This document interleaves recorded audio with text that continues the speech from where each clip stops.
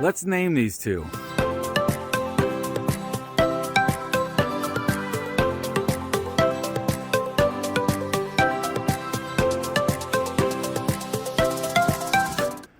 One for each.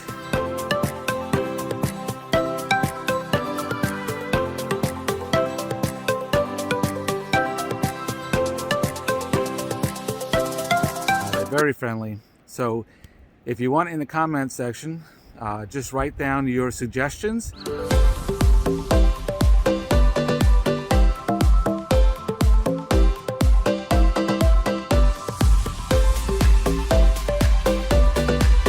And we'll see what names we'll choose for these two. All right.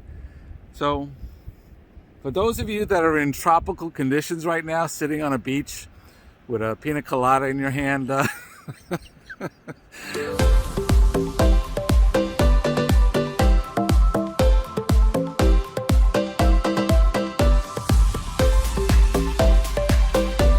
stay safe.